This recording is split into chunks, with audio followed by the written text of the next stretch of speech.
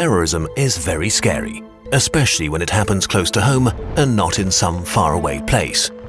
Nobody likes to be afraid, and we were eager to make the fear go away, so we demanded more security. In the last decade, it's become increasingly normal for civil liberties to be eroded and for government agencies to spy on citizens, to collect and store their personal information. Regardless of whether you're a fan of right or left-wing policies, this affects every one of us. So we have to take a look at the data and ask ourselves honestly, has all of this actually made us safer?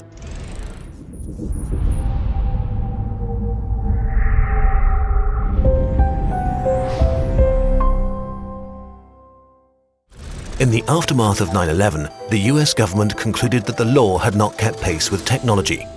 It created the Terrorist Surveillance Program initially to intercept communications linked to Al-Qaeda. Officials were confident that if the program had been in place before 9/11, the hijackers could have been stopped. But soon the new powers were also used to prove guilt by association. The FBI used immigration records to identify Arab and Muslim foreign nationals in the US. On this basis, 80,000 individuals were required to register, another 8,000 were called in for FBI interviews, and more than 5,000 locked up in preventive detention. Not one terrorist was found in what's been called the most aggressive national campaign of ethnic profiling since World War II. How commonplace it's since become for government agencies to collect and store the personal data of citizens was made plain by the leak of the Snowden documents in 2013. They showed how the NSA can demand information about users from firms like Microsoft or Google in addition to their daily collection of data from civilian internet traffic such as email content and contact lists.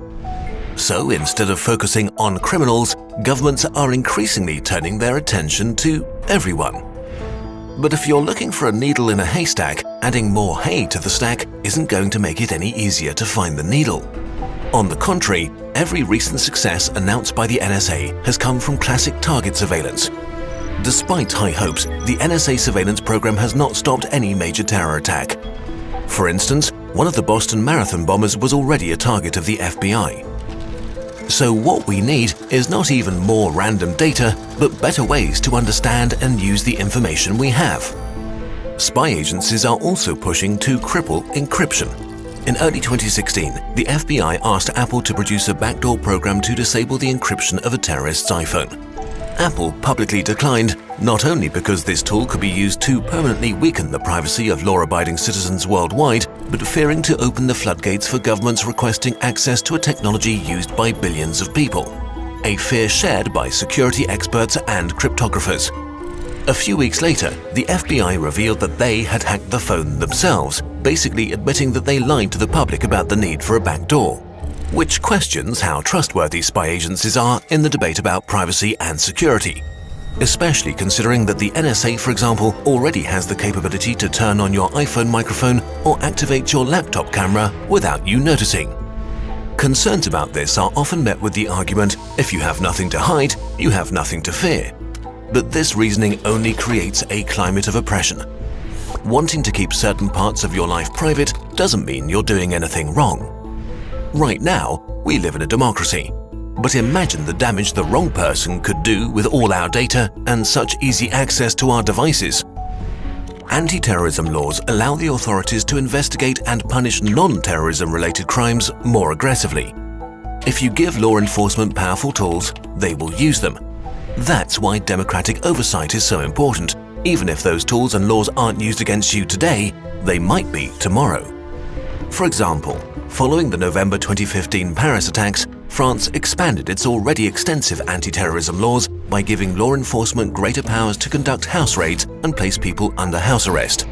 Within weeks, evidence emerged that these powers were being used for unintended purposes such as quashing climate change protests. The governments of Spain, Hungary and Poland have introduced more restrictive laws on the freedom of assembly and speech. Freedom of expression and the press in Turkey has been seriously undermined in the last few years, with people sentenced to prison for criticizing the government. None of this is effectively helping us fight terrorism. The motivation behind this might be good, even noble, but if we let our elected governments limit our personal freedom, the terrorists are winning. What's worse, if we're not careful, we might slowly move towards a surveillance state. The data is pretty clear. The erosion of rights along with mass surveillance hasn't led to significant successes so far, but it has changed the nature of our society. Terrorism is a complicated problem without simple solutions. No security apparatus can prevent a few guys from building a bomb in their basement.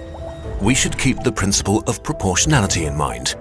Creating master keys to enter millions of phones is not the same as searching a single house. In most countries, the law already permits a wide range of actions, including targeted surveillance.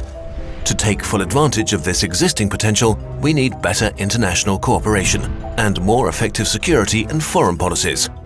Better application of our present laws instead of new and stricter ones that undermine our freedom. Let us not, out of fear, destroy what we are most proud of: democracy and our fundamental rights and liberties. This video was made possible by your support on patreon.com and the European Liberties platform, liberties.eu.